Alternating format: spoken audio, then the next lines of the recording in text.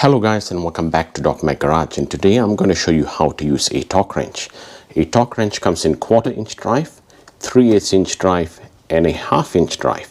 Now I'm going to show you what the differences are between using a traditional ratchet wrench and a torque wrench. Now this is my toolbox which I have here with me. 1/4 inch ratcheting wrench, 3/8 ratcheting wrench, 1/2 inch drive ratcheting wrench. So you can see that's the 1/2 inch drive right there. Now you would use that with a 1/4 inch extension, a 3/8 inch extension and a 1/2 inch extension. Alright guys, so now the question is, why do you need to use a torque wrench over a standard ratcheting wrench? Alright guys, so you might be wondering now, why are there different drive sizes of torque wrenches? 1/4, 3/8 and 1/2. Now basically it comes down to the torque specs. This is used for very light precision torquing. This is used for medium, and this is used for heavy torquing such as wheel bolts and also heavy engine parts as well. A 1/4 inch, which ranges from 25 to 250 inch pounds. This is not Newton meters, this is inch pounds. So this is extremely light torquing. 3/8 inch drive, and you can see it's rated from 20 Newton meters to 110 Newton meters. Now I would suggest that you use this to torque down things like spark plugs, which is typically around 25 Newton meters for standard vehicles. Alright, so now we're down to the 1/2 inch.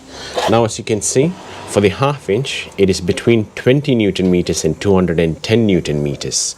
That is quite a lot of torque, and is used more to torque down wheel bolts and heavy engine parts as well.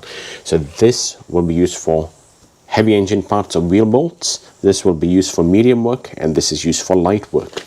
Now with the calibration, you need to calibrate it every year. So you can see it's been calibrated in the year 2022 with a Newton meter range between 20 Newton meters and 210 Newton meters, and you can see that's the slight tolerance reading. So at 210 it is 210.3, so the reading is not too far off, and that gives it a pass. Now you must make sure that you always put it to the highest reading first, and then put it all the way down to the lowest reading, and then to your desired reading to get the best calibration possible.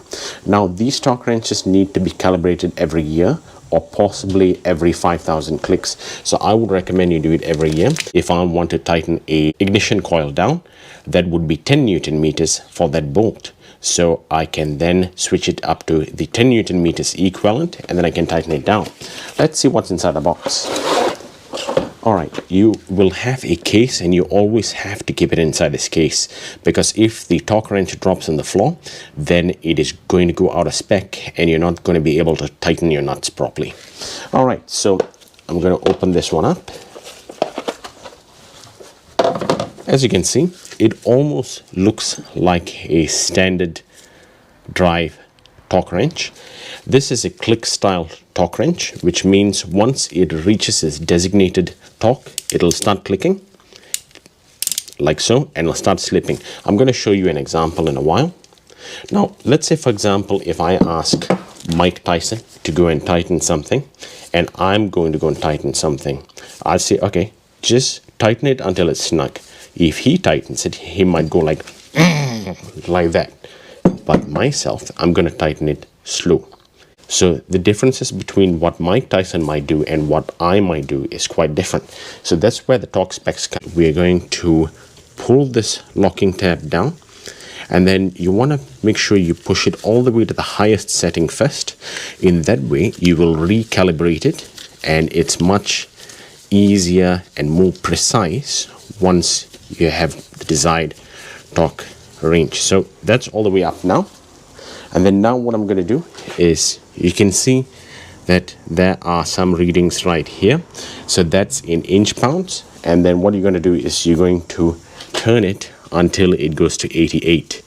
So we're going to turn it right down further, loosen it. And now whenever you finish with the torque wrench, you got to loosen it all the way to the lowest level so that there's no spring tension on it. Alright, so now we're going to do a test on my vehicle. So this is your ignition coil right here, and you'll need to torque this one down by putting a 10mm socket in there, and then you can hear it, it'll start slipping. Once you hear that, that means you have actually reached your desired torque level. And let's say if Mike Tyson had done it, he would have also done the same thing. So that's the difference why you should use a torque wrench.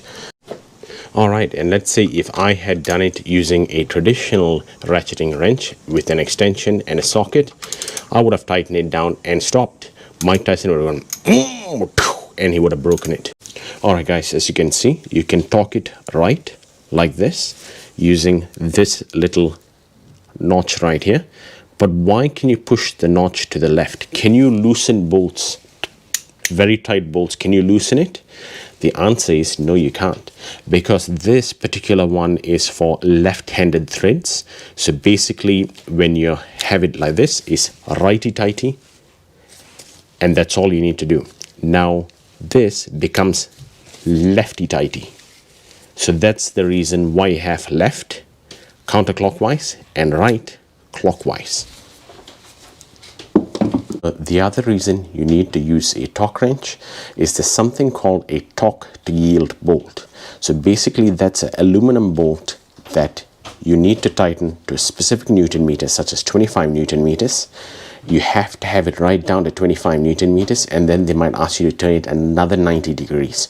Once it reaches the 90 degrees, the bolt will elongate and it'll actually go longer than it possibly can, and that bolt cannot be reused again, causing it to break if you reuse that bolt again. So this is the reason why you need to use torque wrenches, because you need to torque them down exactly to specs. And like I said earlier as well, if Mike Tyson was to tighten something down and I was to tighten something down with just a 1/2 inch ratchet, then we both will end up with different torques.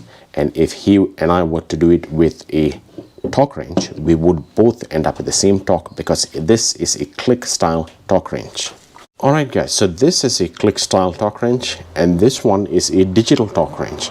So let's say, for example, if you're torquing your wheel bolts down, from the moment you start tightening it to the moment you reach your torque specs, is going to show you along the way as to how many Newton meters you have tightened it down to. It does have an audible beep when it actually torques all the way down, and also it's got a digital gauge to show you exactly what you're at.